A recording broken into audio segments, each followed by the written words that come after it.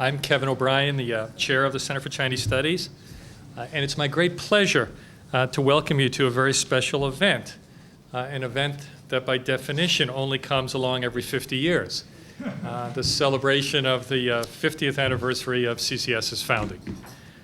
To help us carry out this celebration, we've invited all the former chairs of CCS and the CCSL librarians who were available to join us in an afternoon that will be one part reminiscing and one part looking to the future.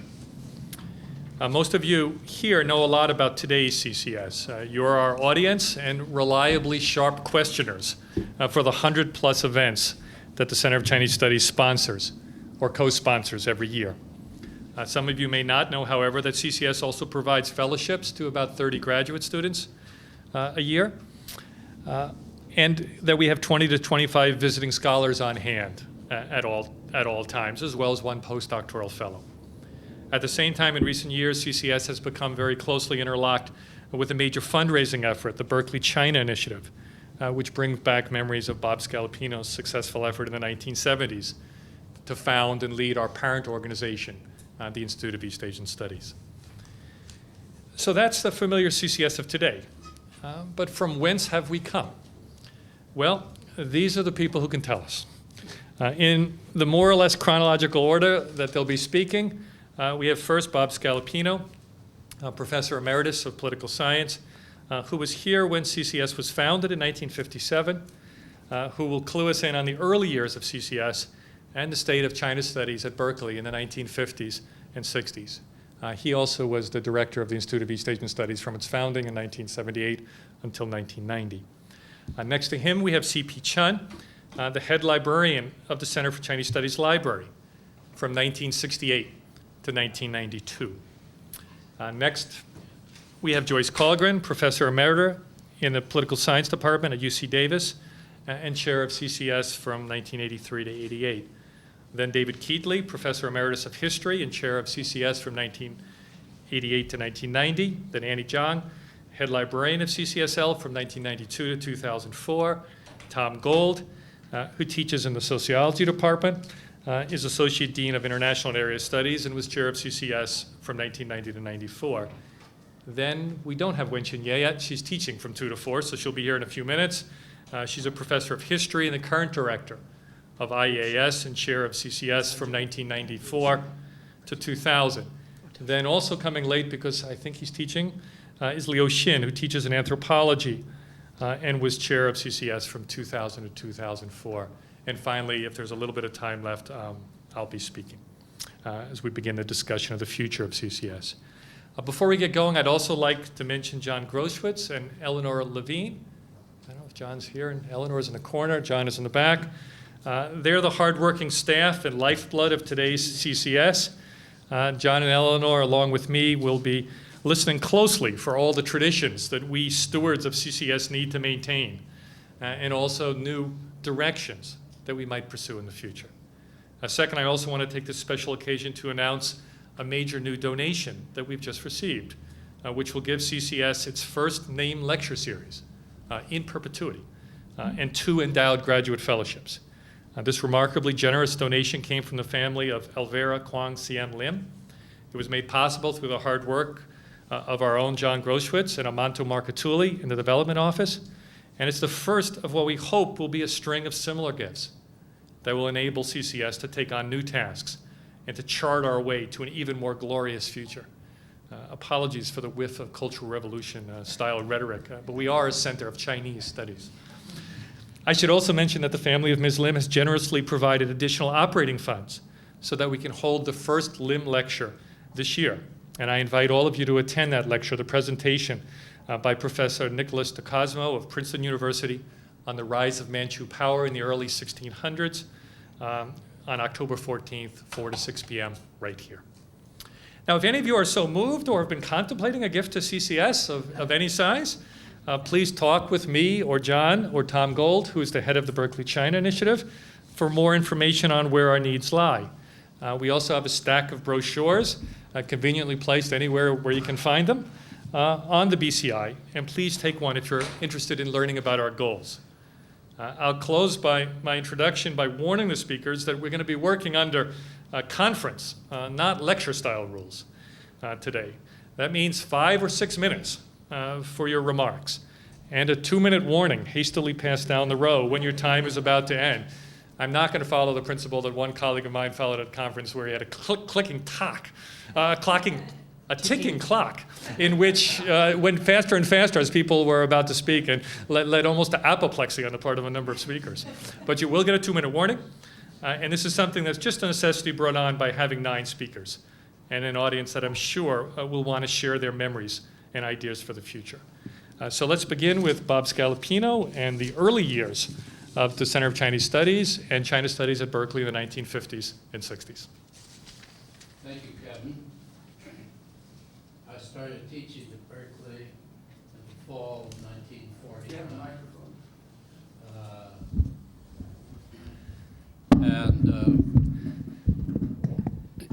In the fall of 1949. As you know, the Chinese communists came into Beijing slightly before that time, but I can assure you there was no connection between these two events. The 1950s were a difficult time for China studies everywhere in this country. The Korean War, the animosity that followed, made any direct contacts very difficult. And we did depend quite a lot upon certain people who came out of the PRC or who had had earlier connections. One of these, incidentally, was John Service, who came here intent upon obtaining a PhD in political science. John had had a rough time. He had been dismissed from the State Department after a tour in Chongqing and later a part of the mission to Yan'an because he had been considered pro-communist, and he had given some manuscripts to the communist-leaning journal Emeritus. I got to know John very, very well, and when the administration here asked me about him, should he be appointed curator of the Chinese library, I said yes. John is not a communist, and he does not have ideological predilections in that direction. So he took that position and held it for a number of years. The 50s, however, were still very problematic when it came to contacts. And therefore, I think it was quite brave of the Center for Chinese Studies to be organized in that period and to begin to try to lean out. The 60s were a somewhat different time, but still tight. And toward the middle of the 60s, we organized here a major meeting on China and U.S.-China relations in 1965, picking carefully people of different perspectives. We had Henry Luce and his wife on one side, and Felix Green on the other, and you can imagine the rhetoric was rather sharp. But we did discuss the issue of China. I had written for the Senate Foreign Relations Committee a report in 1959 in which I urged that we begin to try to make contact with China by stages, beginning with an exchange of journalists. And the Kennedy administration, when they came in 1961, under Secretary of State Dean Rusk, did make such an offer.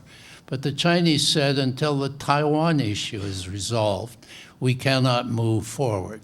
And it was only at the end of the 1960s, as you know, when the Chinese became very terrified about the Soviet Union, culminating in the Ussuri River clash, that Mao dropped his political restrictions and began the process of interaction. The ping pong players were the first card played. I had organized the National Committee on U.S.-China Relations, and the State Department asked us to host the ping pong players, and we accompanied them around the country, including Berkeley. Consequently, in December of 1972, the Chinese government invited the board of directors of the National Committee to come. The first group of nonpartisan academics, I think, that were to visit China. It was in the midst of the Cultural Revolution, and things were very tight. But we did spend a month traveling in various areas and made contact with some of the intellectuals, some of the scholars at Peking University, at Fudan, and elsewhere that were very beneficial in subsequent years. But it was really only later, in the late 70s, when Deng Xiaoping came back into power, that we began to be able to have contacts. This institute was founded in 1978, and I was the first director, and under us were the centers of Chinese, Korean, and Japanese studies. So we were at that point organized. And the Chinese began to allow Chinese scholars to visit the United States in the early 80s. I myself was invited to give a series of lectures at Peking University in the spring of 1981, 3 weeks of lectures, and again in 85. And I can assure you the change between 81 and 85 was enormous. Let me close by saying that in these early years, the interest of the students on this campus in what was going on in China steadily grew, the classes got larger, and we had the opportunity to interact on a variety of issues. Thank you.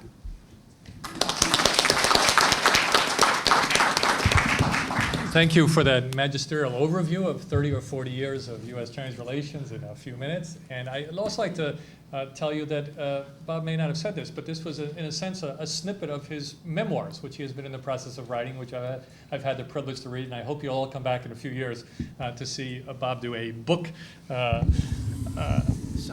a book signing event, to hear the longer version of precisely that. This is Mr. C.P. Chen, our head librarian. I never think my son go through this. Sit closer to it. It's worse. So just take that off. I hope everybody can hear me without this. Even I can stand up. Whatever you prefer. Okay, don't need this. To tape it. They need it for the recording. Okay. Professor Scalapino just mentioned Jack service. And even I forget the year, 676 or 78, John Service went to University of Hawaii, East-West Center, and he met me there. We have a talk, we have a lunch, and which is summertime. Just before that year, Thanksgiving time, he made a call. He said, "Hey, CB, do you want to come over here to take a look?" I don't know anything about Center for Chinese Studies. He said, "Never mind, just come. You look at it, you make a decision, you want to come or not." So I came here just a few days before Thanksgiving. I stay in, is it still there? Called a Shutter Hotel? Mm-hmm. It's still there.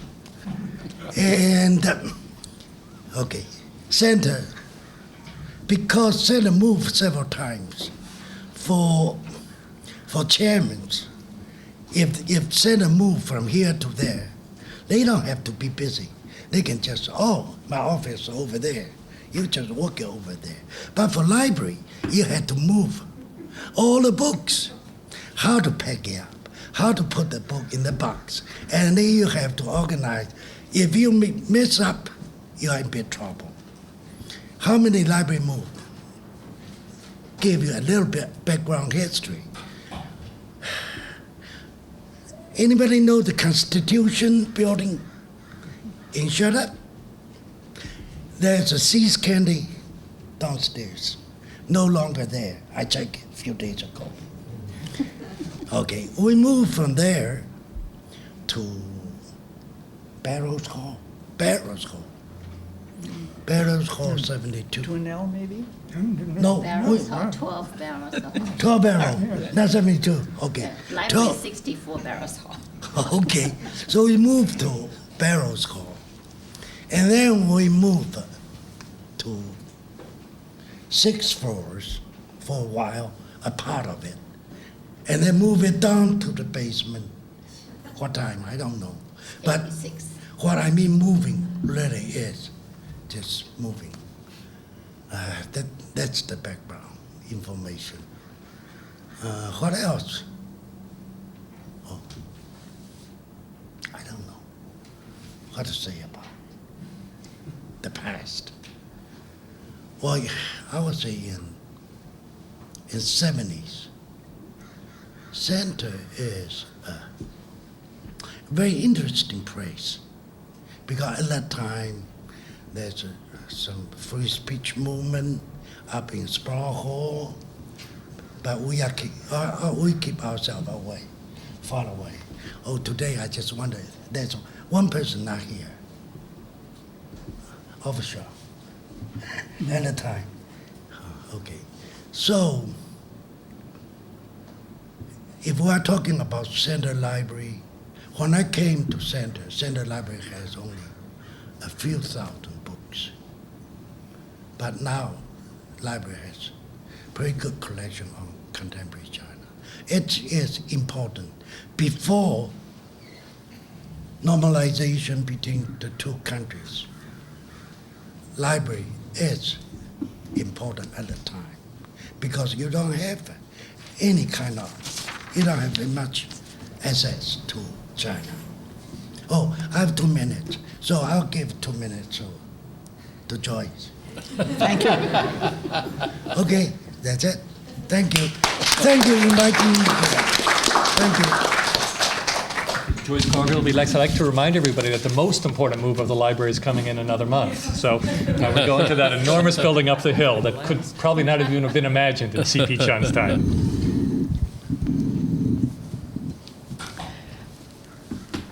Well, your mind always plays tricks with you.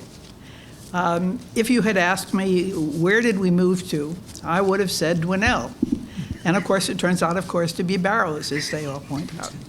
And it is with that by way of warning that I want to tell you the other side of things that have been told you by Bob Scalapino and my colleague, C.P. Chun. That is to say, he was speaking in the global sense, and I propose to speak in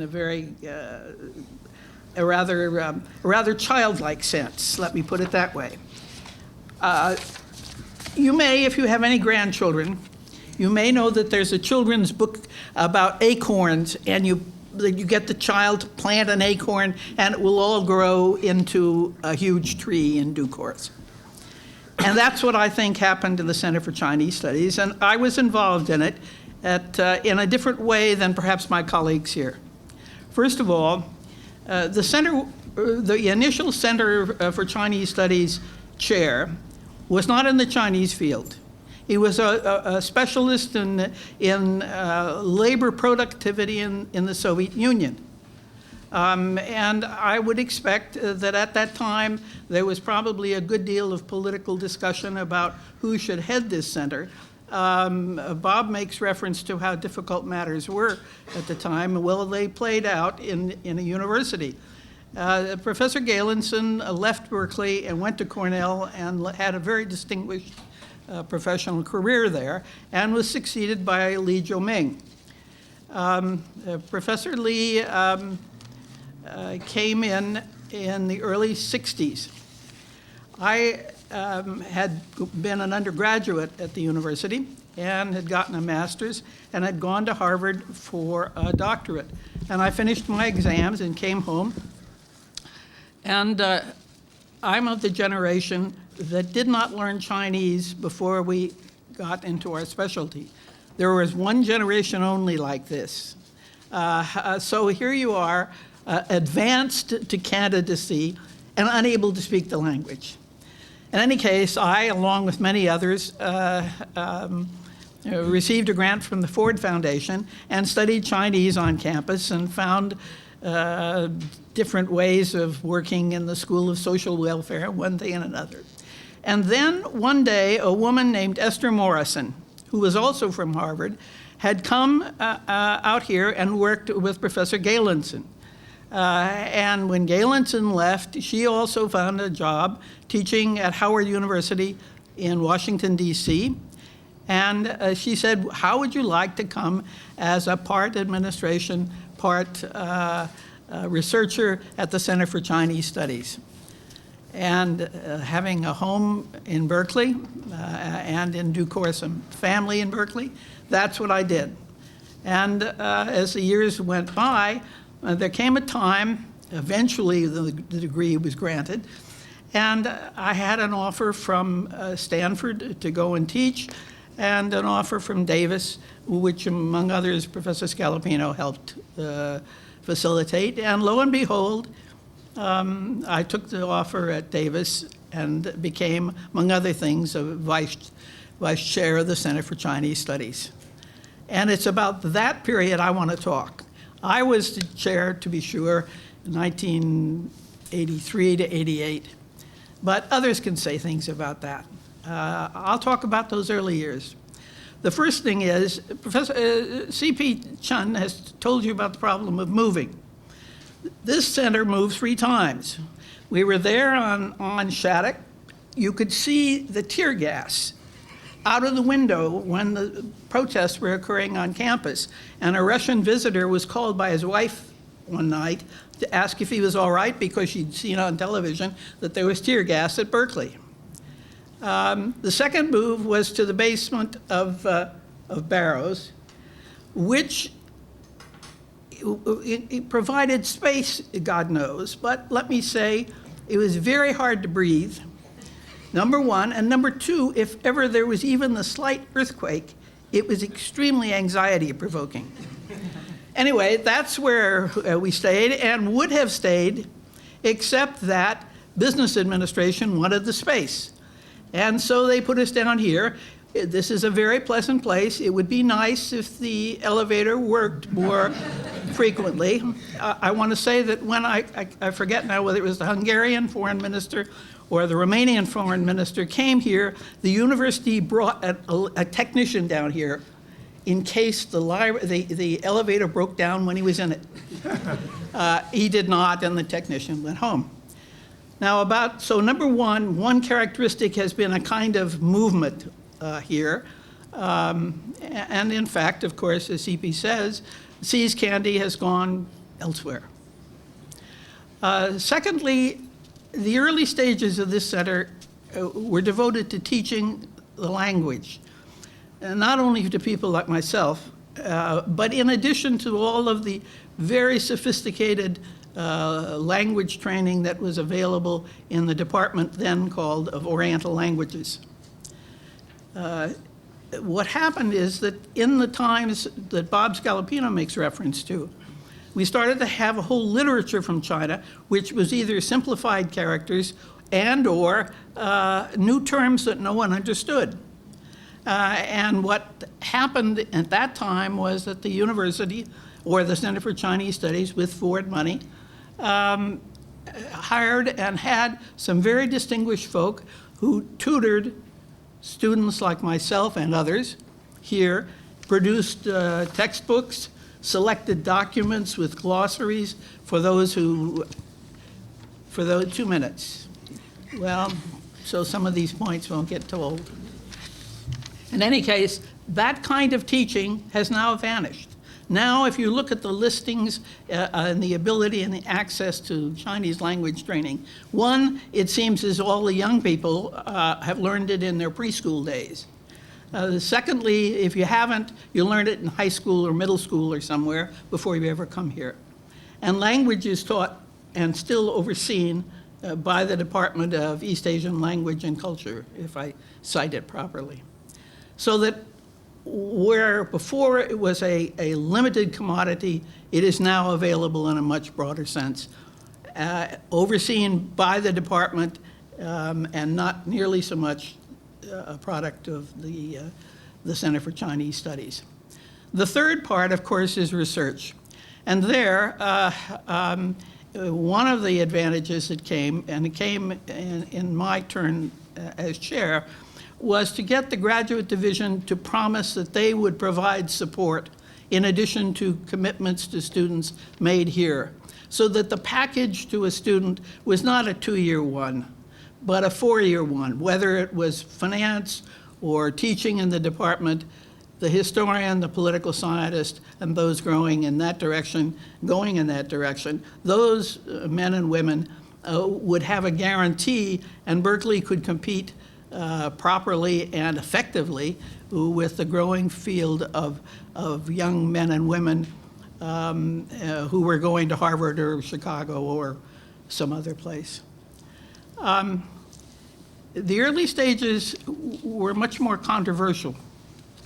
When I subscribed to Peking Review, I had to sign a postcard that the government sent me every week saying I understood that I was receiving propaganda material. And I would sign it and send it back and say, yes, I teach this field, I'm receiving it. I don't know when the government gave that up, but they have many years ago. Nowadays, the field is much more open, as my colleagues have already pointed out to you. The government, if it watches out these days on visitors, it does so with much less contact with the faculty on this campus, at least to the best of my knowledge. So teaching, research, and one final thing. The issue of the library is an important one, and Kevin has mentioned it to you. Initially, there was no intent to have a library here. This was a controversial issue.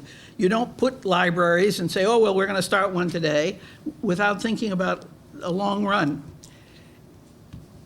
Initially, that room down there on Shattuck Avenue was a reading room, and there were materials from a government agency for Professor Zhou-Ming Lee to write his definitive book at that time on the statistical system. And that was the beginning of materials and of a library. But the real breaking point was when Clark Kerr gave the Center for Chinese Studies $50,000 to buy a microfilm set of the materials published in Hong Kong at what was called the Union Research Institute. That was a group that existed there. The originals are now at the Chinese University, but those came to us. And that was a critical point in terms of moving towards a new library.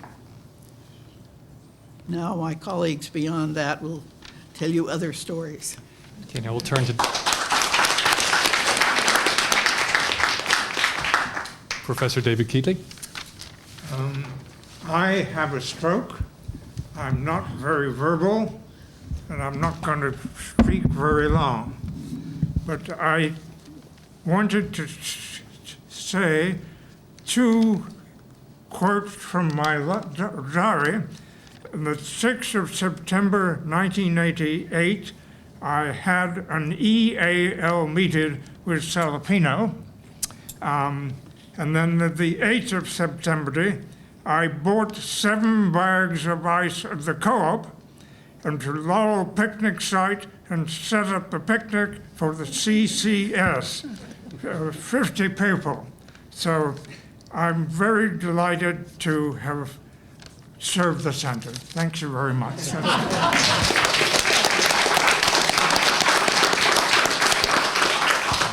I don't think 7 pounds of ice will do it at our reception in a few weeks, and that may be the best indicator of growth. From now on, we will have the Keatley ice measure. Annie Chang, the long-term librarian. I still remember that nice picnic in the children's park. I started work in the Center Library in 1974. And that was an easy time because you really couldn't get very many materials. So basically, we have so-called 两报一刊, People's Daily, and the Guangming, Daily, and the Red Flag. That's all you really have to take care of for periodicals. And for the books, we basically did on the blank order. So whoever, the book dealer in Hong Kong, whatever they can get to us, we will just accept it and pay for it. Because at that time, the book in China are so cheap, and our budget was huge, at least big, okay? So at that time, we sometimes will get the book like How to Raise Chicken, or Vegetable Farm, anything they can get for us. But from PRC, they will send it to us. But later, after the normalization and the economic reform, things are different. Our budget, became smaller and smaller. We couldn't really afford to buy a lot of things because the publishing industry grew really fast in China. So in the 90s, and then a lot of gazetteer came out, and the yearbook, and the party history, and the 文史资料, the literature and the historical materials. And then centers start concentrating, collecting all these kind of materials. We feel that is a very basic materials for doing research about China. And so at least before I retire, I thought we had the best collection among all the other universities, for our gazetteers or 文史资料 or yearbook. And later that, the one campus just couldn't handle all this kind of materials. So in the late 90s, we set up this policy divided by Yangtze River with Stanford University. We take care of the south of Yangtze River, and they are responsible for the materials of north of Yangtze River. And nowadays, I think we even work with all the 9 campuses of UC campuses, and plus, Stanford, and plus the USC, because the publishing industry, is far more than what we can handle by one university. And that's what I remember before I retire, and I'm really glad to be back here and see you all. Thank you. Tom Gold. Thank you very much, Kevin. I want to thank you and John also for putting this together. This is a great opportunity for many old friends and colleagues to see each other after often too many years. I was the chair from 1990 to 1994, and also the fall semester of 1998 when Professor Ye was on leave. When I took over, there were it was sort of a perfect storm of things that were happening on campus. This was the first post-Scalapino year for the Institute of East Asian Studies. Professor Fred Wakeman of the History Department became the first post-Scalapino director of the Institute of East Asian Studies, and it was also the year, if I'm not mistaken, of the establishment of the Institute of International and Area Studies, which established a new layer of bureaucracy over the Institute of East Asian Studies, which had not been there before, which caused a certain amount of tension up and down the bureaucratic food chain. In addition, it was a period of severe financial crisis at the university. Those of us who were around at that time remember the VERIP, which was the Voluntary Early Retirement Incentive Package, where people of a certain age with a certain number of years of service were given golden parachutes to retire. I can't remember at this stage right now did Cyril Birch retire as a result of VERIP? I'm trying to remember if there was anyone else. Maybe Franz Schumann retired as a result of that as well. But nonetheless, so much of our financial mood at that time was just figuring how we had to cut back, what we had to cut back on. I now understand my mother's depression mentality as a result of that. I asked Fred if I should be engaged in fundraising, and he said no, that was not the job of the chair of the Center for Chinese Studies. So I did not get involved in fundraising, mostly just cutting back. Parenthetically, in those days, and I think my colleagues had the same experience, the chair of the Center for Chinese Studies received absolutely no compensation to be the chair, no summer salary and no course relief. It was an honor. We did it for the glory, to be the chair of the Center for Chinese Studies. That's all. Also, one of the main events while I was the chair was the retirement of C.P. Chun. In one of my major faux pas, I tried to establish a C.P. Chun Center for Chinese Studies library fund to honor his service, and I had a small gathering downstairs in the basement to announce it. But he was horrified at this and was opposed, saying you should only name a fund after a person dies. So other than Jack's service, I don't believe that anybody contributed to the fund. And our plans for T-shirts with CP's likeness on them were aborted. Those were in the days before bobbleheads had been invented. Otherwise, we would all have C.P. Chun. We would have a cabinet full of C.P. Chun bobbleheads, I think. And I'm certainly glad to see him here looking well and kicking away. One big initiative that we undertook during my chairship was the shift from the regional seminar, which was held each semester or quarter, to an annual symposium, where we had an announced theme and a global solicitation of papers, and we had panels based on around a particular theme, as opposed to a grab bag of panels based on who we could get to come at any particular time. In 1993, I had two of them. In 1993, we had one on Greater China, and in 1994, one on identity, which resulted in a book edited by one of the participants, Melissa Brown, who now teaches anthropology at Stanford. I'm sorry she's not here, but I certainly wanted to acknowledge the role of Jane Turbiner, who was the assistant at the center during my years in helping develop the whole annual symposium concept and all of her other contributions to CCS. The period of my chairship also coincided with the high point of the Shanghai era, Shanghai Glory Days here at Berkeley. We had a major grant from the Luce Foundation to run a series of programs and seminars on Shanghai, where I think both 5 members of the Berkeley faculty, including Joyce, myself, and Wen Xin, spent a period of time in Shanghai doing research. And then we also invited scholars from the Shanghai Academy of Social Sciences to come to Berkeley for periods of, initially it was supposed to be a month, but some of them ended up staying significantly longer than that until they were recalled. But nonetheless, this was the period of when Berkeley was very well known as the Center for Shanghai Studies outside of Shanghai. My approach to running the center was that of a big tent. I wanted to ensure that everyone working on China felt that they were part of the Center for Chinese Studies and had a stake in it. And so I reached out to the community on campus as well as to the community at large.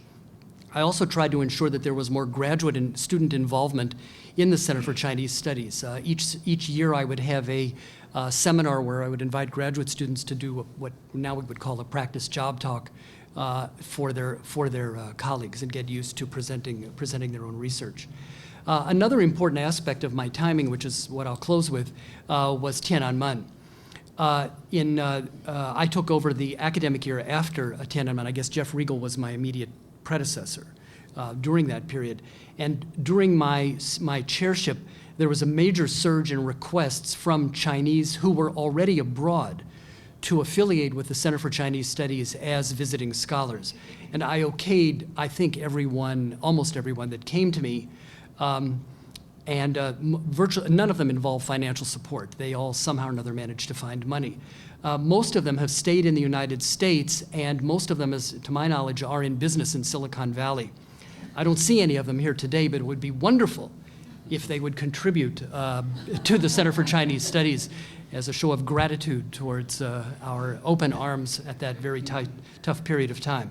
But one other thing is, during the post-Tiananmen era, I felt it was critical that we as scholars maintain regular and ongoing contact with our Chinese counterparts. So we continued regular exchanges with Shanghai Academy of Social Sciences, Fudan University, Beida, Chinese Academy of Social Sciences, Tsinghua, and so on, over the course of that very difficult period. Thank you.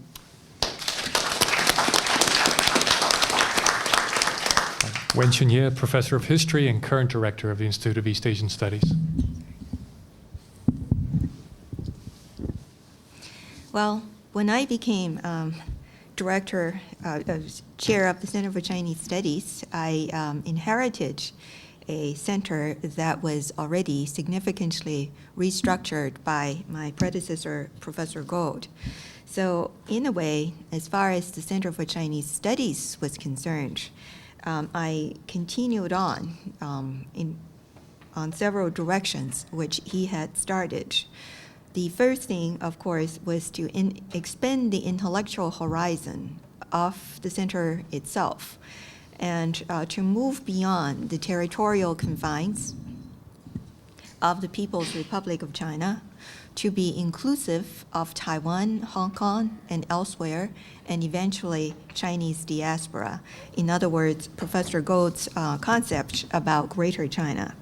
And the second dimension about the CCS program activities in those days was to add depth in time to its program activities, to be much more inclusive of colleagues in humanities, including historians, so that they together will work with colleagues in social sciences in considerations about East Asian situations.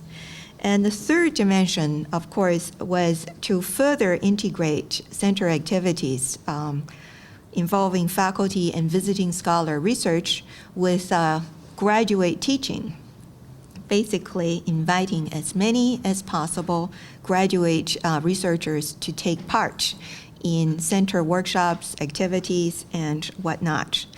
And that was the time, of course, as Annie Zhang had mentioned, CCSL, the Center Library, was experiencing a change. Namely, there are more books to buy than we seem to have money for. But then that, to me, was a very simple issue.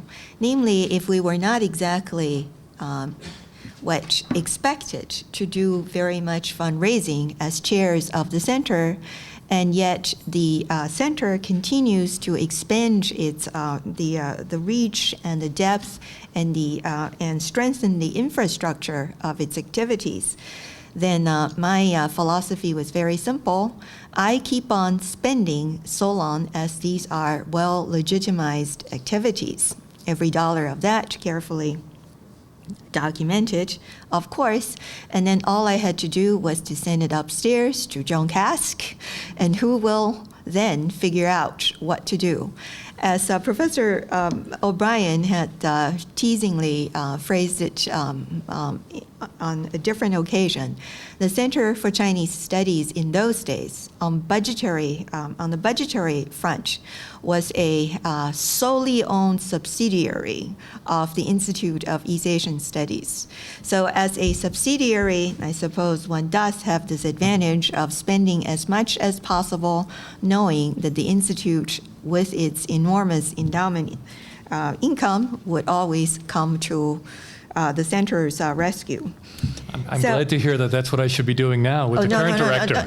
Don't. For you've now acquired your independence, and you have a separate budget, and you also have fundraising capacities. You see, the quarrels that I had with Fred as director of the institute are not to be revisited on this occasion. But anyway, and then of course, I was chair of the center from 1984 to 2000, with the exception of the year when I was on leave. And that was a very interesting time to be director of the China Center. On the scholarly front, this means there was an enormous opening up of research access to China, which was closed to us before. This also was a time when an increasing number of scholars from China were able to visit us. Now, of course, they were doing that already in the 1980s, but almost without exception, coming in a pair, and two people together, it's kind of escorting each other and making it very difficult to engage in serious conversations. In the 1990s, when I was chair, it became possible to build in-depth, significant, substantial intellectual friendship and conversations with visiting scholars from China. But nonetheless, it was also a time when the Taiwan issue became increasingly challenging, shall we say, or grabbing headline news, with Li Denghui as Taiwan's president and functioning as the leader of the Chinese Nationalist Party, and yet in a way trying to restructure or undercut the party from its very top as well as from within. So all of those were conditions that required a different kind of research response. On the one hand, in terms of research access or methodology or the building up of intellectual community.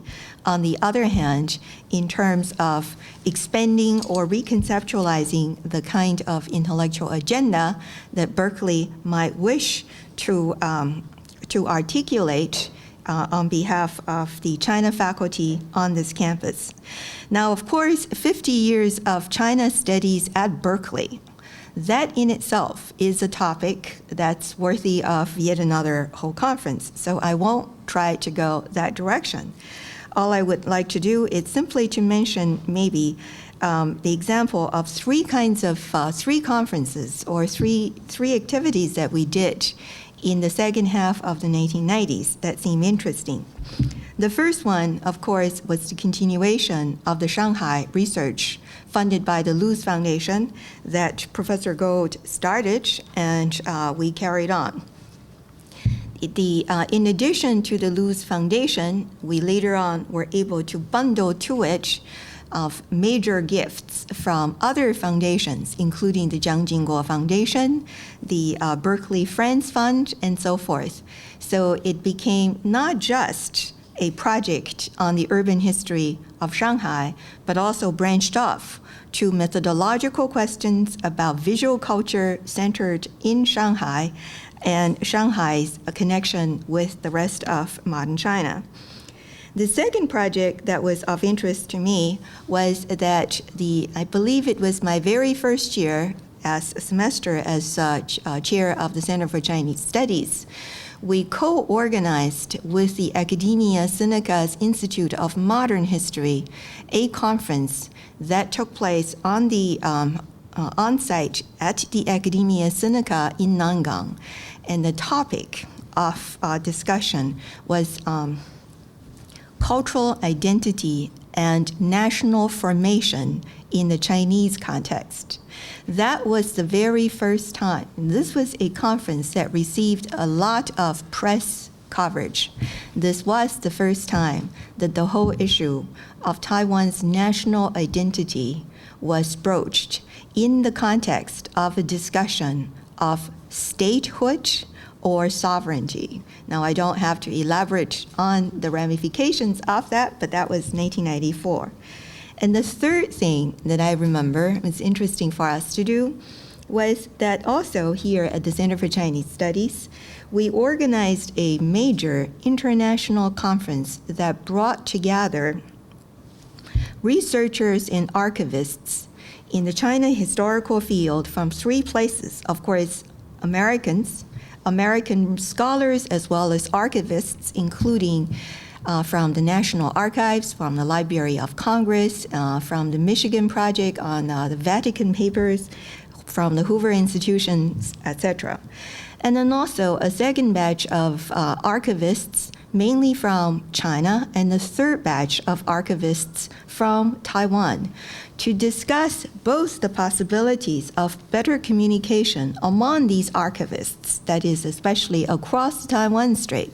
For basically, say, between the number 2 archives and then the Academia Historica, these were 2 archives holding halves or fragments or a fraction of some sort of an archival collection that once upon a time had been produced by single entities. So we try to bring them together into a kind of conversation that might reintegrate the archival collection, and then, of course, from the scholar's perspective, introduce new ideas about archival custodianship or archival scholarship, and articulate how archivists and scholars can work together. We were only able to hold that conference just once, mainly because even in the planning stage, I received visitation from the San Francisco Consul General's office saying, does this mean that Berkeley is going to have its policy recognizing one China, one Taiwan in the international context? So thereafter, since we wouldn't be quite presumptuous, and yet on the other hand, our colleagues from various places recognized the difficulty. That was 1994 or 1995, so thereafter, for various difficulties, challenges, we dropped that project. I brought that up in the context of today, simply to say, now that 10-some years have passed, China has changed enormously, and Berkeley, perhaps unfortunately, not nearly as much or in the right direction or in comparable direction.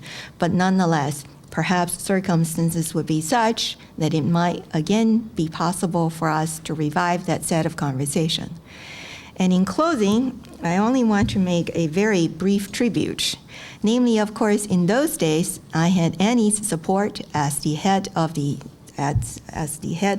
CCSL downstairs. I had Joan's support as the associate director of the institute. All I had to do was to start making noises, and Joan would always be responsive. And then, of course, in addition to Joan, I also had the support of the director of the institute, Professor Frederick Wakeman. Now, it so happened that today is September 14th. It was exactly a year ago, at about 6:30 p.m. in the evening on September 14th, that I received a phone call telling me Frederick Wakeman just died. So in this context, as we have all the past chairs of the center lined up here, I would like to take this opportunity to acknowledge his contribution to the center and to close on that note. Thank you.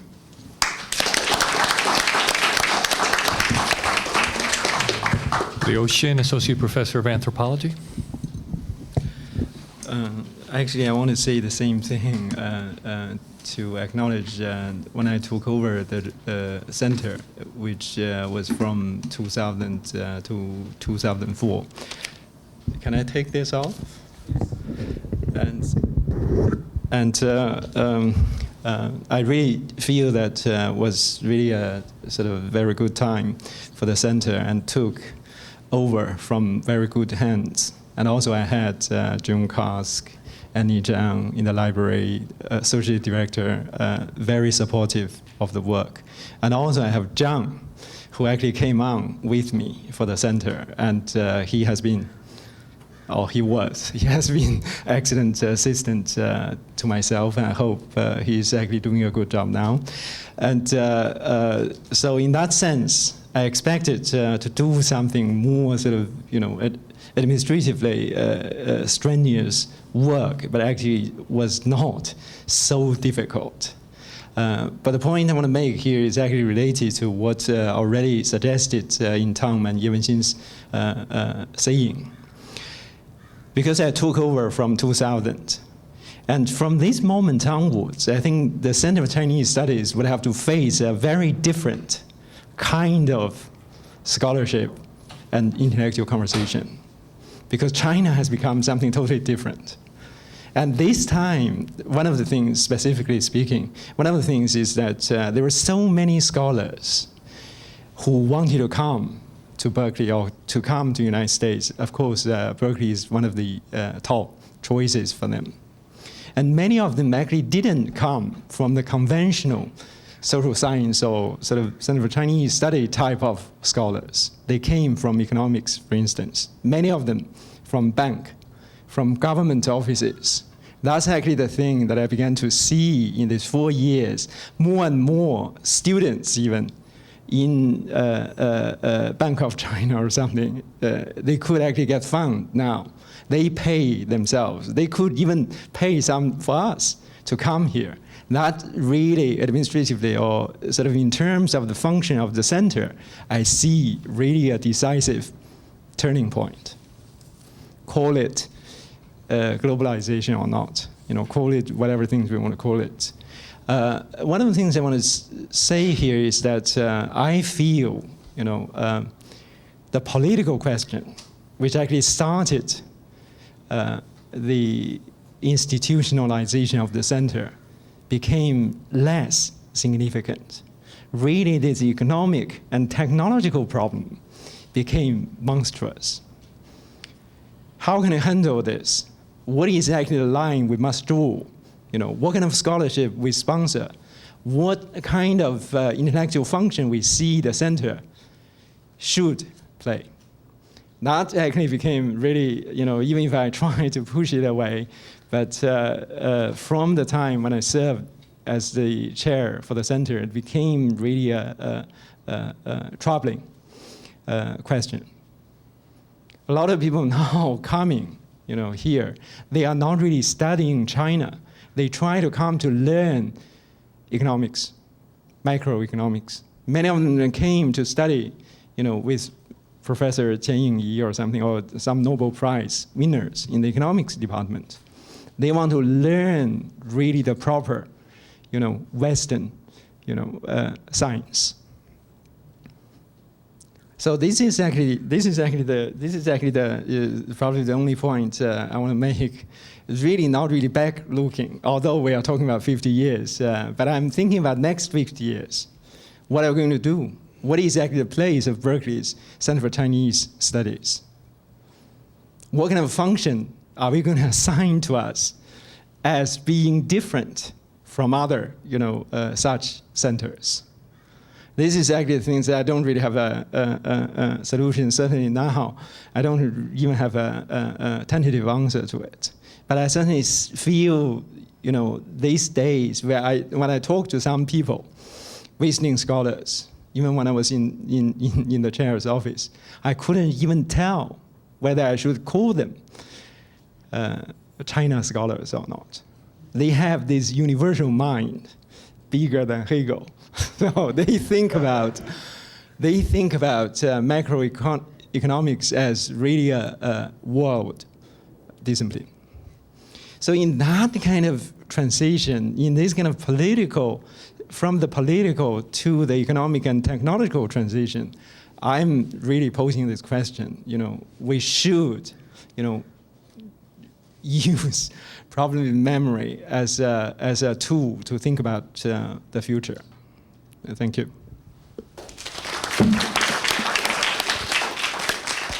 I'd like to thank all my colleagues for their revolutionary discipline in sticking to the time limit. They all will be designated model workers. And I think I would like to skip over the present. We'll leave that for the 100th anniversary of the CCS, and we can pick up with my term when I'm, I guess, 100 years old on the 100th anniversary, because this is my 50th year as well. I hope to be back, as some of our long-lived China colleagues have shown us. And I'd like to skip right to the future now and ask first among members of the panel up here.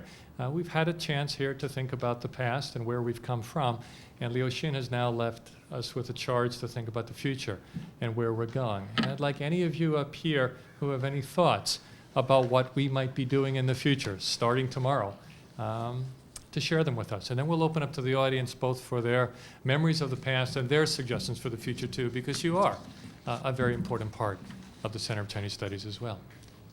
Anybody who'd like to start? Tom. Well, that's probably my cue to talk about the Berkeley China Initiative, and I just want to say a few things.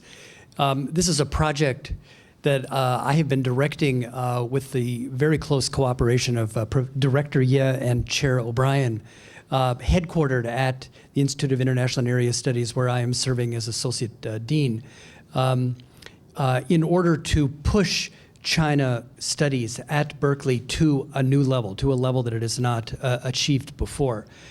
We see BCI, the Berkeley China Initiative, as a cutting-edge model of promoting a multidisciplinary approach to understanding China across campus and linking the campus with the unparalleled resources of the Bay Area. Citizen groups in California and institutions in China have been looking now to Berkeley for leadership and cooperation in projects and programs related to China. Actually, similar China programs at other institutions are approaching us to learn about our model of breaking down barriers among disciplines across periods of time, as Professor Ye stressed, and between the campus and the community. At a meeting of heads of other programs, which I attended in New York last fall, it was clear that they were looking to us for bold ideas and leadership. Actually, since launching BCI, I've been invited to apply for 3 China program director positions, which pay significantly more well, I won't go into that. But I have not pursued any of them, because I believe so strongly that Cal is best situated to create the top China program anywhere, bar none, and I want to stick around long enough to see it through. So we have put out somewhere our snazzy brochures, our propaganda about BCI, which has our website, a list of events that we've got coming up. There are webcasts of some events that we did in 2006, which are available here.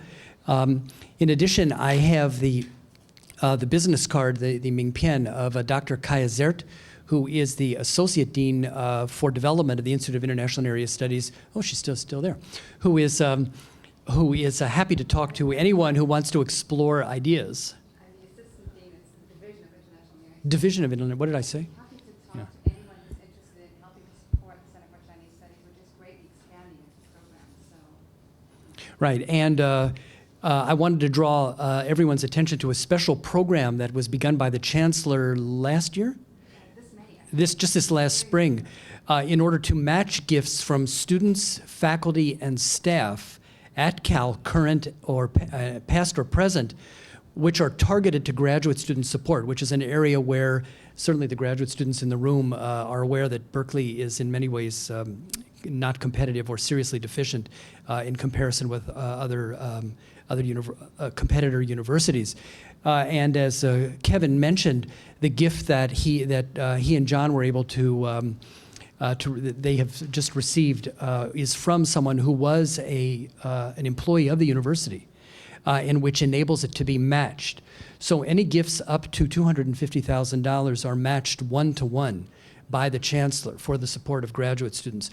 So if any of you would like a fund in your name for graduate students, or also for a speaker series or endowed chairs or anything, you can speak to me or Kaya or Wenxin or Kevin. So far, this program of matching funds has been very, very successful in other areas of the campus. And we see no reason at all that the Center for Chinese Studies should not also be equally successful. The Berkeley China Initiative is an initiative. It's not supposed to last in perpetuity.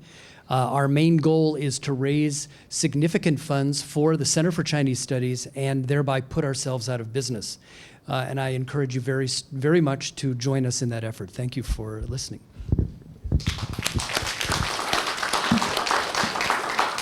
And other members of the panel, Bob. As a social scientist, I am impressed with the fact that China is one of the most rapidly changing nations in the world today. And I think that studies on contemporary China must take this into account. Now, it seems to me that if we want to be innovative, first of all, we move toward both bilateral discussions with Chinese scholars and, on occasion, 1.5 concept both scholars and government officials. In other contexts, multilateral talks, but put a great deal of emphasis upon the interaction of scholars and intellectuals in this period of change. The real revolution is taking place now. And incidentally, I think one of the areas where we would do well to put emphasis is upon what we call human security. The issues of pollution and resource use are going to become increasingly important for both the United States and China. The question of aging of societies and its implication for social policies. The matter of separatism, of how to deal with the interaction between individuals' search for a more meaningful identity and the unity that a nation requires. This is a period when every nation is facing the interaction of three forces: internationalism, nationalism, and separatism. And I think to explore this in terms of our two societies can make a genuine contribution to policy over the long run. Others? Well, one thing I just wanted to mention in that context of Tom bringing up the Berkeley China Initiative is the new Hewlett Chairs announced by Chancellor Birgeneau this week. I think it provides all sorts of opportunities for those of us in China Studies, and we're going to be doing our best at the Center of Chinese Studies to encourage departments and schools that do not currently have China scholars on staff to hire Chinese experts.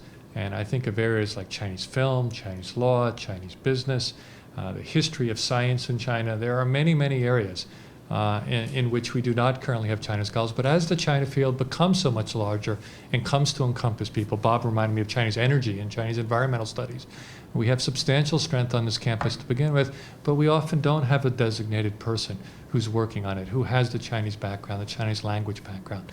And I hope, working with departments through various mechanisms and through various fundraising efforts, that we'll be able to get some of these chairs in China Studies and use them to expand this very important part of the university. I tell people all the time, the argument for China is very easy on this campus. It's not very hard. People believe it. I've been saying for a while now that the study of everything involves the study of China, and that's increasingly true. We have China experts, we have China interest in every single department on this campus. I'm on committees in 10 or 12 different departments easily in fields you would have never imagined in the past. And I'm hoping that in the future we're going to see a real growth of China Studies at our core, but also out around the periphery in areas that in the past we didn't think included China Studies. And I'm hoping these chairs will be one venue through which we're able to do this. Other questions or comments about the future? Okay, let's open up to the audience. And yes. What I would like to see is the Institute of East Asia Studies and China Group consider the months of June, July, and August. It seems to me there's an awful lot of students, there's an awful lot of public, there's an awful lot of scholars. And during June, July, and August, we seem to be dead here in Berkeley when it comes to China. Now, I realize we all need vacations, but we need 3-month vacations. I mean, most of us can't afford 3-month vacations. The other thing is, I spent a lot of time looking at China. What I'd really like to see is the Institute of East Asian Studies and the China Initiative consider not only China, but China and India, and China and Africa. I spent a great deal of time reading about China and Africa. China's doing fantastic things in Africa. You may consider they're doing horrendous things. But I think we should have a discussion of China and Africa, and China and South America, and China and India. And we don't really do this. We certainly look at we always bring in the European Union, okay? I mean, let's look at the future, which I think is Africa and South America and India, which, you know, Robert was talking about the idea of internationalism, okay? We have to do with China more than just as a separatism or just consider China and Taiwan. I think we have to get involved in these other things like Africa and Indian research. Thank you for those questions. That also opens the way for me to respond to elaborate on some things. You're right about June, July, and August. That's when most of us are trying to plan for. We spent the summer, say at the China Initiative, planning for the next year, and it's a time. It's more a time of planning. But actually, in one of the things that the Berkeley China Initiative has been trying to do is to partner with local organizations for a variety of programs. And in June and September, we had 2 programs with the Federal Reserve Bank of San Francisco on various issues related to the banking relations between the U.S. and Asia, the 1990s, 10 years after the financial crisis, current situation of banking and so on. So that was at least covered some of those months. In terms of China and Africa, I have been engaged in regular talks with the Center for African Studies here about applying for a grant for a project on China and China-Africa relations. The China Quarterly, which is a SOAS, it's a London-based journal on whose board many of us sit, is actually having a conference in sometime this fall on China-Africa relations, and we hope some Berkeley people will be participating in that, and we want to build on that. So that's absolutely on our agenda. In terms of India, the Division of International and Area Studies also has a Berkeley India initiative. We've been in business for two years. Theirs hasn't been in operation quite as long. But one of the things that we've been running in parallel tracks so far, but we hope that we can find areas of cooperation. So these are all on our agenda. Just also to mention, we have, as part of setting up the China Initiative, we did an inventory of our assets. And Kevin mentioned people across the campus. We have over 70 faculty members. It's now closer to 80, spread throughout the campus who work on China, who do research on China. Again, it's in areas we just keep turning up people. I'm still capable of being surprised at where there's a great amount of expertise on China on this campus. One area is the Lawrence Berkeley Lab, where there's a China energy group. And Mark Levine, who is an expert, has just stepped down as the head of that group, is on the advisory board of the Berkeley China Initiative. You can get out your calendars December 7th and 8th. Here on campus, we are running a major international conference called China's Environment, What Do We Know and How Do We Know It?, which involves scholars, businessmen, government officials, lawyers, and the scholars include social scientists, historians, people in humanities, as well as science and technology, literature, to look at a number of environmental issues in China focused on the question of data. How are data about the environment collected? How are they verified? How are they disseminated? And how are they utilized? So that's December 7th and 8th. We're waiting for confirmation from some of the invited keynote speakers, but we know that one of them, Ma Jun, who's China's leading expert on water issues, will be one of our keynote speakers. So this is going to be a major event that hopefully fulfills many of the goals that Professor Scalapino just set. Other questions and comments? Yes. Quick comment that God forbid this room fills up in June and July, because we have a lot of K-12 teachers learning about China in here in June and July, that we take advantage of the fact that there aren't programs every day, which sort of become true of during the year.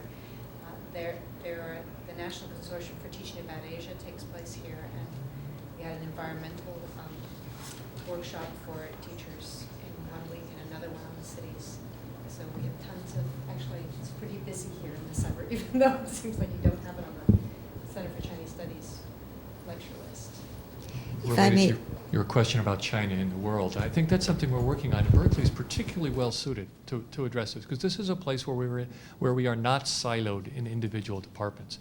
People have lots of connections with colleagues in other departments. Of course, learning difficult languages limits the amount of work that some of us do in other areas, but we have many students now who are studying China and Indonesia, who are studying how China is coming back to East Asia, who are getting very interested in comparative questions, be it about China and India, China and Africa, China and Vietnam. And I think this is definitely going to be a trend. And this is one of these cases where I think we can expect more from the next generation than we have from this generation, which often has been more focused on China in a very, very specific way. Our students now are interested in China in the world. They're not interested nearly as much in the revolution as the people of my age and older were. So their perspective is very global and very international, and I think we should be having more and more events, and I hope we'll be able to cooperate more and more with the different centers on campus to co-sponsor these sorts of events. Yes.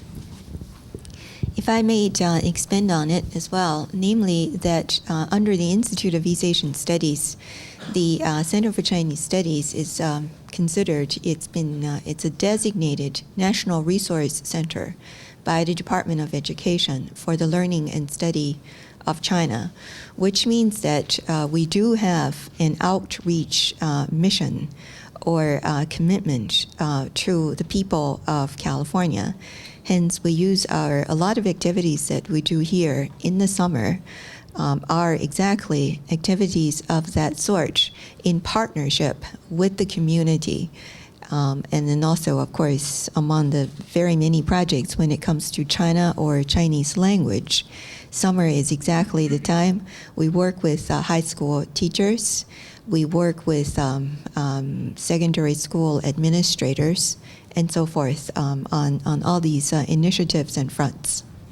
I should point out Dr. Stella Guo, who's sitting here as an example of something. Stella, Dr. Guo teaches at Cal State East Bay, and July a year ago, again, we took advantage of the July, we had a big conference at International House on preparing the workforce for the 21st century Chinese language teaching in K through 16 pipeline. And we have been working with immersion schools, charter schools, public schools, private schools on helping them develop Chinese language programs. And Stella is an expert on teaching Chinese as a second language. This has been critical in helping us work with schools around the area. We're working with CASE, which is the Chinese American International School, which in October is launching a program, right? Do you know about that? Are you involved in that, Stella? Yeah, they're doing it. They had a big conference last year in March at the Hilton down in San Francisco, and they're having another one next March that we're co-sponsoring. Yeah, the CAIs, on Chinese language. Yes. Yeah, well, thank you very much. As a member of the public, I just want to express appreciation for being able to come to these events, both under the East Asian auspice and specifically the Chinese Studies Institute or Center. I go to a lot of events on campus, and for the most part, they are transparent to the public. Whether they acknowledge that or not, people can sort of walk in. I think it's the charge of a public university, and maybe I'm presumptuous to be open to the public and to provide an interface, to people who's otherwise get information from, the regular email works, for their dose of information about East Asia and in the diaspora. So I just want to express appreciation for it. I'm also kind of curious whether that was always the case, or whether there was a more, insular view historically. Was the institute always open, or center always open to, to public attendance of events, or events always given, or is this a recent? Let me say a word about the present before we turn to the past. I think our mailing list, which currently has about 1,400 people on it, is one of our absolute pride and joys. It's one of the best mailing lists on campus, and it's helped us become a real clearinghouse for projects and information and knowledge about anything that's going on in China on campus, because everybody wants to get their event on our mailing list. And one of the ways we've been able to expand recently and to be involved in so many more events is by promising people that we will be able to give them access to so many hundreds of people who are interested in something related to China. And we've been very pleased to have so many community members join in our events over all these years. But in the more distant past?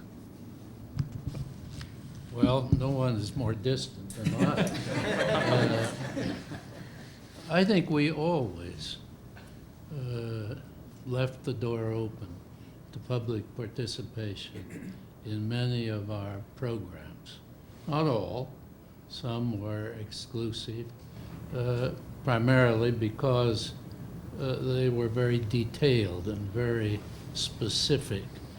But I think from my beginning time here, we were quite willing to turn out. Now, in periods of great turmoil, there were certain limitations. In the late 60s, early 70s, for example, there was a reluctance, I think, on the part of many in the public to become involved. But generally speaking, I think the door has been open. This is a case, of course, where technology has facilitated matters greatly. The list I'm talking about goes out via email. We also send out paper copies, which, as far as I can tell, most people lose almost immediately. But the important thing is that every Monday, a reminder goes out of the events for that week. And I think that's made us much more accessible and much more immediate in people's minds than it was easier to do in earlier days. Yes. Can I ask a question about former researchers at CCS? Yeah, researchers who died some 20 years ago. Sure. These days, when I'm searching for books about Chinese literary theory, I came across a book translated by Professor Shi Chen, and I learned that Chen Shixiang, yes, and I learned through the internet that he invited Zhang Ailing, a very famous writer, to work here. And I want to know something more because there's a kind of, in the internet, people are arguing about who fired Zhang Ailing. And I'm very interested in that. I don't know whether it's appropriate for me to ask. Good question to ask. I'm not sure you get a good answer. I think I can answer. Maybe.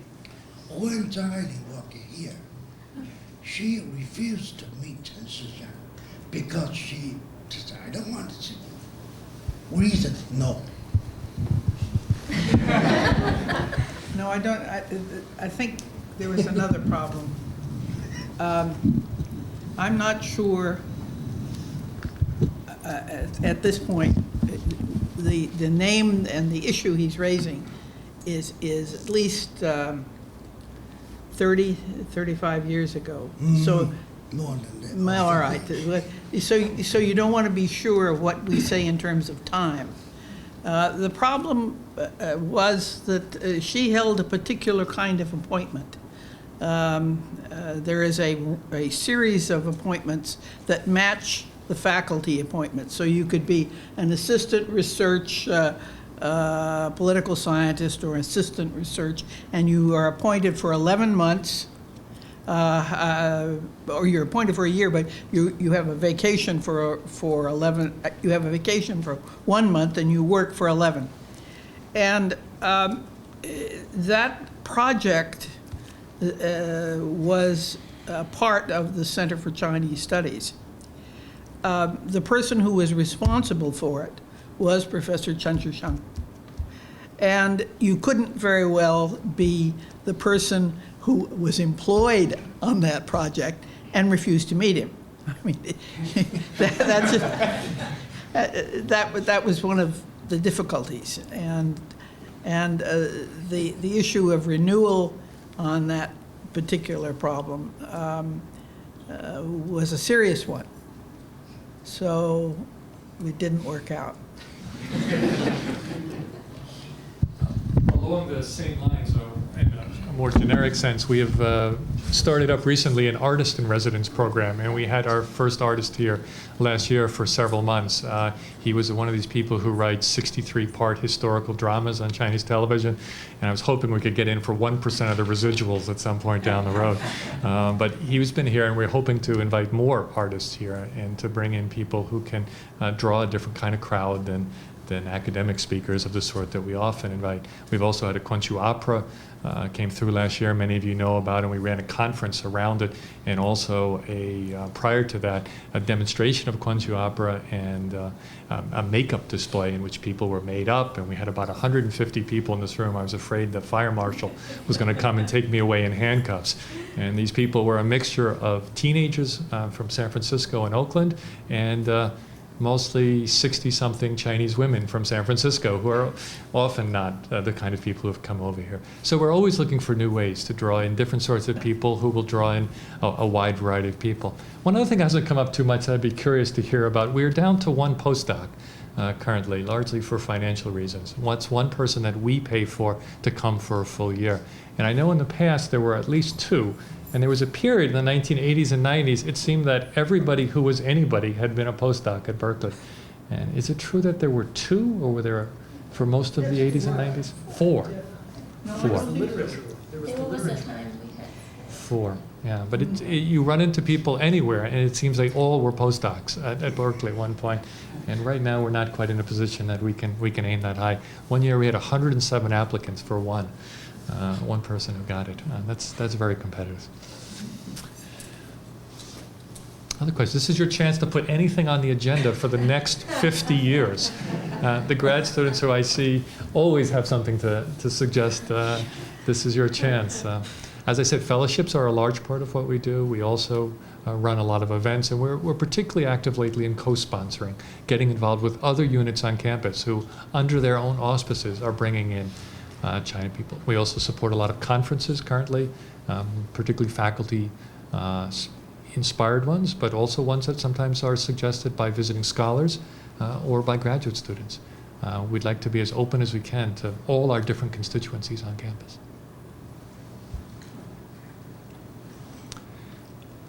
But one other long-standing Center of Chinese Studies tradition is to have a reception afterwards where we provide some food and wine. And I understand we're on the high end today rather than the middle or low end. Yes? Just to clarify what I said, this is actually something that, of course, I think is very important for Center to sort of extend into other fields, to do more, with different kinds of activities. But I think there's also this problem, I think now it has become very obvious, in which direction we want to spend the limited, funds, in which direction we really want to move in to sort of spend our intellectual energy. With whom do we really want to talk? Now in the energy science school, they have China Energy Group. Do I really want to talk to them? I don't really think so, no matter how much money lying out there. So really, I think the question here, they really not only the extension, but also the intensification of our intellectual energy as a center. Where are we going to put it? This has to be solved. Otherwise, the center would become just an office, running all this coming and go. That's actually what I meant when I was serving the chair. Many of them, I didn't really feel that they should be qualified as China scholars. So how can we actually define the core, element of these sort of global China studies or whatever things? How can we actually, organize the intellectual energy into certain directions in order to be most effectively to cast our influence in a slightly long run? Because in the past, I think Berkeley has this great tradition as being quite different from Harvard, Michigan, or Stanford. Now there are so many other centers, Tom just said 3 places asked him to apply for the position. So many centers set up. In China, we found these centers in a decade or so. But what do we want to do? That's basically my question. So. Okay, that's That's a very important question, and I think Liu Xin has proven that once and for all, professors do prefer to talk rather than to eat. I was closing it up and as I was out to eating. And another long-standing Chinese tradition here is to keep the discussion going. I think it's a very important question. I think it is important on the intellectual side and also on the fundraising side. We are not trying to raise money for the engineering school. That is just crazy. They have more money than God. That's the last thing that we need to be doing. So as we draw these people into our orbit, on what terms are they being brought in? What do they bring to our discussions? And does anybody, Tom? I think Tom is on the side of inclusiveness. Yeah. Well, engineers are building bridges in China. Architects are building buildings in China. No, there's a difference between. I mean, I don't think it's a. I know everybody wants a drink, and I do too. But it's now that I've been provoked, I don't think it's an either or in extension or intensification. What I find is that there are so many people on campus and in the community who know so much about China as a result of their own professions that they enrich many of the discussions that we have. I also am not, I wouldn't understand what someone in the China Energy Group is going to talk when they start talking technical stuff. But a lot of the issues, if I, sort of as a sociologist, sit back and at another level try to understand what they're trying to say, it really deepens my insights into China. And that I think is the goal that we're reaching for. And at the same time, to bring them into our orbit, I think helps deepen their knowledge about China. So that if they're a lawyer, if they're an engineer, if there's some sort of a consultant banker who's been working in China, not a Chinese, but say a foreign banker who's been working in China and really is lacking the kind of intellectual depth that we can provide, then I think it's to the benefit of all of us, and it goes back to what Bob Scalapino said about the sort of, understanding China. That's why I think it's critical that this works at so many different levels and in so many different places. Well, here's a very practical question. In the next 10 or 20 years, can we imagine a chair of the Center of Chinese Studies from one of these departments or divisions? All of us are from the mainstream core of China Studies that's been at the heart of China Studies for 25 years. Could we have somebody from the China Energy Group or somebody doing China from the view of maybe Liu Xin on the side? Running the Center of Chinese Studies at some point? And these are the kind of questions I think we'll be thinking about. Well, I'm just thinking about, since the Center for Chinese Studies Library is going to merge with East Asian libraries, and I don't hope that they are only going to limit it to the social science and the humanities. Just for the future research, I hope that this university, will see we need to expand our collection to environmental studies, public health, and all different fields to be prepared for all these future studies. It was interesting listening to the earlier comments here about how integral the Center of Chinese Studies Library was to the whole effort. I think in our era, it's just part of it, and it runs on its own. The last few chairs haven't been very involved in a direct day-to-day way. But listening to the first 4 or 5 speakers talk, it was very much at the center of the operation. It'll be interesting as we develop a little spatial distance between us and the library, what sort of relationship we maintain with it and what sort of control or input into what China Studies is we retain. Yes, one more comment. We've provoked some more people. Thank you, Liu Xin. We appreciate it. I'm a political science student. I'm a graduate student, and I think maybe a future suggestion for CCS is that you mentioned that there are 80+ faculty associated with CCS, so then there's graduate students that are associated with all those faculty. So I think it would be great if graduate students in different departments who are studying China could meet other budding China scholars across departments, because that would be important for the future. John may be able to answer, but there were graduate students who took charge of collecting your first-year student, right? Yeah. They have a listserv where they collected all the email addresses and departments and interest and so on of the other graduate students. We ought to designate somebody to pick that up again, I think. Yeah, and there's listed on our website are all the student groups that are related to China. There's about 6 right now, both undergrad and graduate. So various organizations that you can sort of attach yourself to that way. And at our current count, we have over 200 grad students around campus who are working on China Studies in one form or another.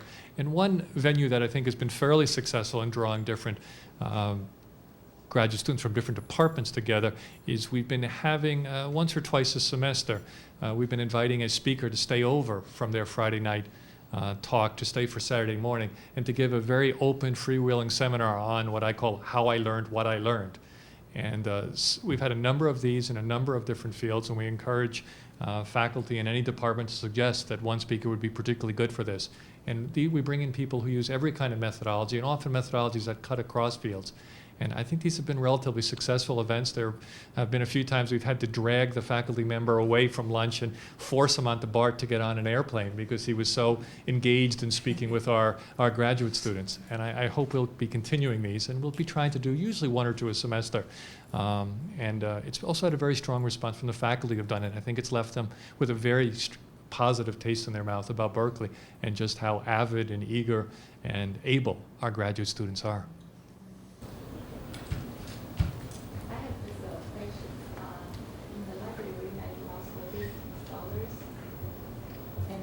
Visiting scholars, and they came from different disciplines, have a lot of knowledge about China.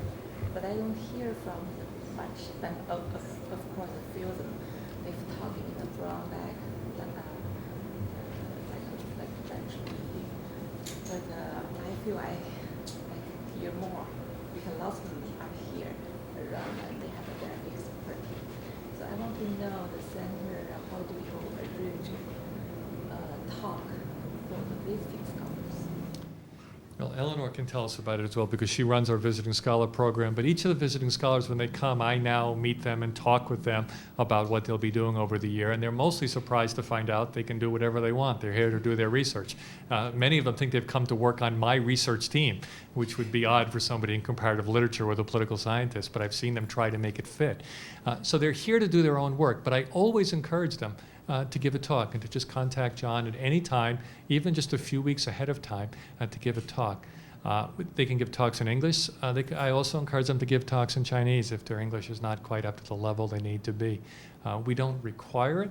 I think a fair number of people do it, but it might be more like 2 or 3 a semester than too much more than that. But it is a nice way. Our visiting scholars are one of our best resources, our underused resources, and we've been thinking about different ways in which we can use them better. We happen to have a large group this year in comparative literature, another large group in economics. And it just came together by happenstance, and we're thinking about some sort of forum or panel or ways that they can work together and also that they can share their research with all of us. Eleanor, is there anything about this? Eleanor's doing a wonderful job running our visiting scholar program lately, which is very large and also involves a very deft hand at getting people in and out of offices appropriately as we double and triple up on our offices. Well, I think maybe that is about as much talk. I think let's retire and